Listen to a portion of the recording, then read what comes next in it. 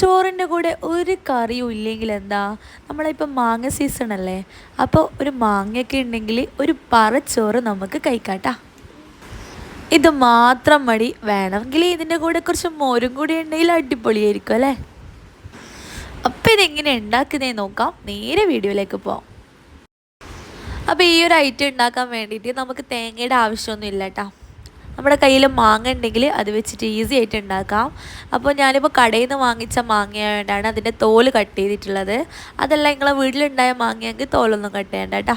അതൊരു മാങ്ങ, ഒരു മീഡിയം സൈസുള്ള മാങ്ങ ചെറുതായിട്ട് കട്ട് ചെയ്തെടുത്തിട്ടുണ്ട്. അതുപോലെ ഒരു 10-12 ചെറിയ ഉള്ളി എടുത്തിട്ടുണ്ട്. ഒരു 3-4 വറ്റൽമുളക് കൊടുക്കുക എടുക്കാം കേട്ടോ, എരിവിന് ആവശ്യത്തിന്. ഇനി നിങ്ങളുടെ കയ്യിൽ അമ്മിക്കല്ലുണ്ടെങ്കിൽ അതിൽ വെച്ചിട്ട് ഒന്ന് ചതച്ചെടുക്കുക അല്ലെങ്കിൽ അരച്ചെടുക്കുക, ഒട്ടും വെള്ളം ചേർക്കാതെ. ഞാനിപ്പോൾ മിക്സിയിലാണ് അരച്ചെടുക്കുന്നത്. നമുക്കിത് ക്രഷ് ചെയ്തിട്ടും കഴിക്കാം, അതല്ലെങ്കിൽ നന്നായിട്ട് പേസ്റ്റ് ആക്കിയിട്ട് അങ്ങനെയും കഴിക്കാം കേട്ടോ. അപ്പോൾ ഇവിടെ എല്ലാവർക്കും നന്നായി പേസ്റ്റ് ആക്കിയിട്ട് എടുക്കുന്നതാണ് ഇഷ്ടം, അതുകൊണ്ട് ഞാൻ നന്നായിട്ടൊന്ന് അരച്ചെടുക്കുന്നുണ്ട്.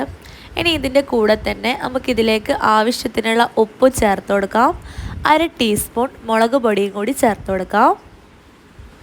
എന്നിട്ട് ഇതെല്ലാം കൂടി നന്നായിട്ടൊന്ന് അരച്ചെടുത്തിട്ട് വരാം. അപ്പോൾ കണ്ട, ഒട്ടും വെള്ളം ചേർക്കാണ്ട് നന്നായിട്ടൊന്ന് അരച്ചെടുത്തിട്ടുണ്ട് ഹൈ സ്പീഡിൽ.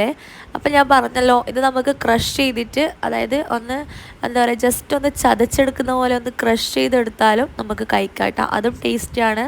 പക്ഷെ ഇവിടെ എല്ലാവർക്കും ഇങ്ങനെയാണ് കഴിക്കുന്നത് ഇഷ്ടം, അതുകൊണ്ടാണ് ഞാനിപ്പോൾ അരച്ചെടുത്തിട്ടുള്ളത് കേട്ടോ.